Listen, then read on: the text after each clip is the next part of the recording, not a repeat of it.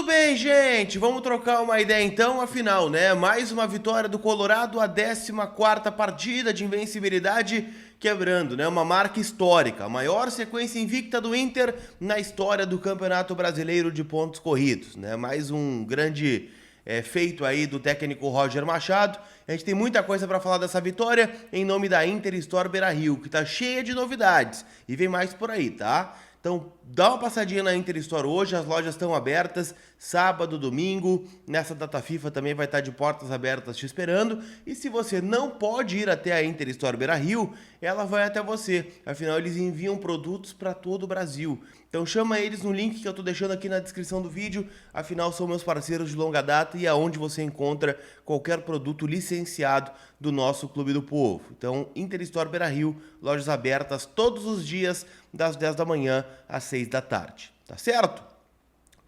Turma, grande vitória do Inter ontem contra o Fluminense, né? Um jogo que não foi fácil, né? O Fluminense montou uma retranca, né? Foi um bom jogo para quem queria matar a saudade aí, né? De times treinados pelo Mano Menezes, especialmente jogando fora de casa.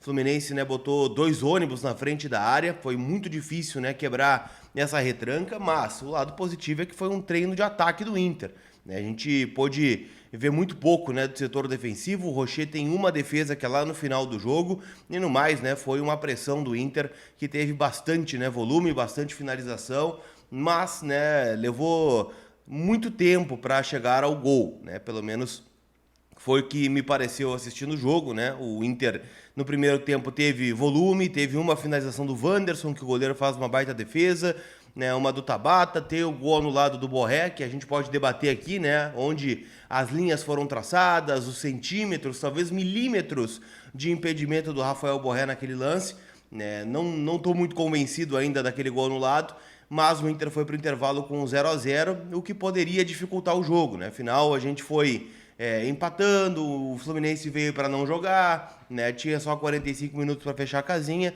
mas aí a gente tem que exaltar a partida que fez um jogador que é disparadamente o melhor jogador do Inter nesta era Roger Machado, que é Alexandro Bernabei, né? De novo decidiu o jogo, um jogador que é diferente, ele tem, né, uma potência para atacar. Ontem, né, no primeiro gol, ele é lançado pelo Vitão, que também para mim jogou uma partida perfeita, tá jogando uma bola redonda o Vitão.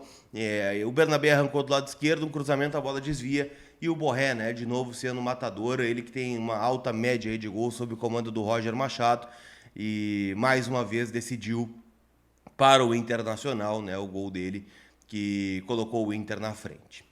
Depois disso, turma, o Inter parece que tirou um pouco o pé do acelerador, acabou dosando, afinal o Inter tinha jogado na terça-feira contra o Criciúma, o Fluminense tinha jogado só lá na outra sexta contra o Grêmio, empate em 2-2 no Maracanã, e perdeu 6 jogadores, então tinha 6 jogadores teoricamente descansados em campo, e isso pesou na minha concepção no jogo. O Fluminense estava um pouquinho melhor fisicamente, o Inter acabou sendo inteligente para dosar a carga física, não forçou muito o ataque, ficou um pouquinho mais com a bola, né? O Fluminense passou a gostar um pouquinho mais do jogo, mas nada daquela coisa assim que fosse perto de um empate.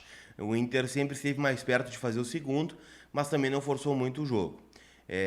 Matou o jogo no finalzinho, nos acréscimos, assim como tinha acontecido contra o Criciúma, em mais uma jogada do Bernabei, com um gol marcado pelo Bruno Henrique, que entrou na vaga do Thiago Maia, que teve um problema nas costas. Então, assim, grande vitória para voltar para o G4. O Inter, momentaneamente, é quarto colocado com 59 pontos.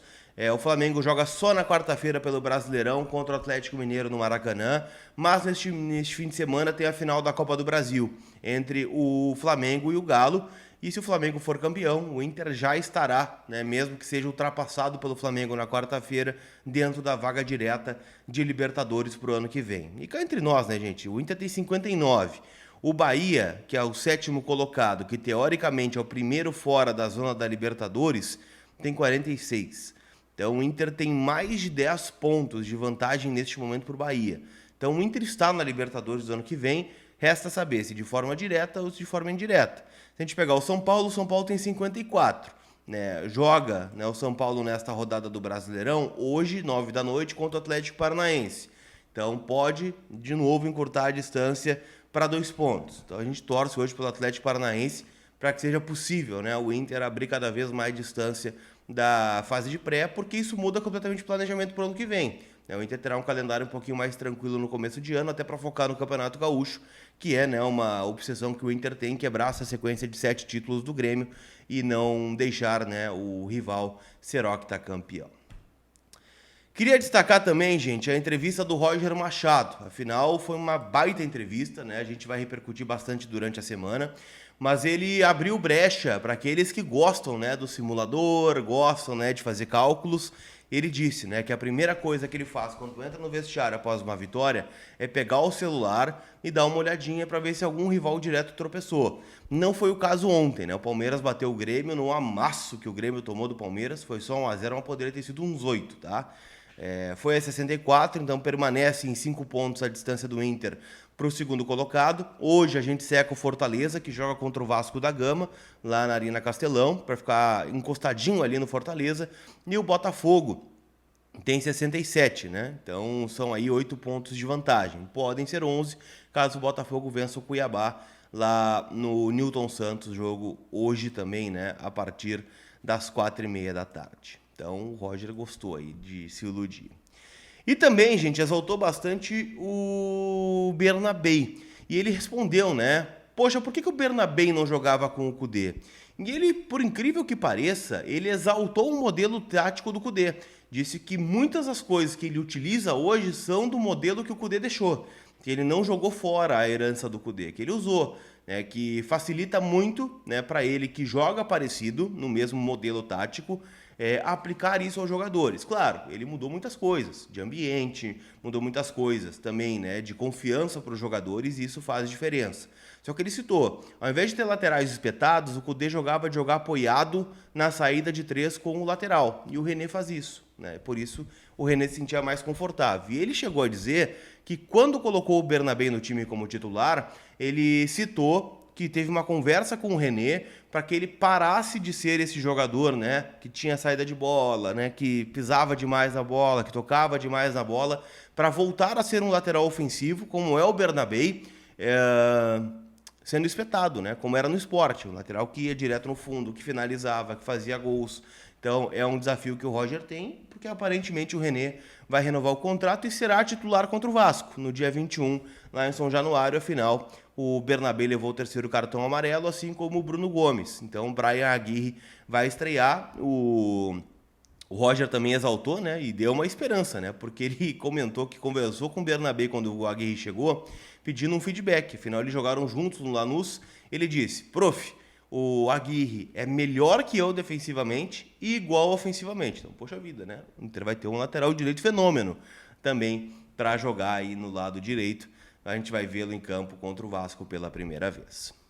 Tá certo? Não esquece de passar na KTO.com, como eu disse, né? Hoje tem muitos jogos e eu vou palpitar aqui com vocês, turma. Acho que o Corinthians perde pro Vitória, acho que o Botafogo ganha do Cuiabá, acho que o Cruzeiro empata com o Criciúma, o Juventude ganha do Bahia, o Fortaleza empata com o Vasco, o Atlético Goianiense ganha do Bragantino, São Paulo empata com o Atlético Paranaense. São meus palpites para a rodada de hoje. Lá em KTO.com, onde a diversão acontece, cupom COLAR dá 20% de bônus no primeiro depósito. Tá certo?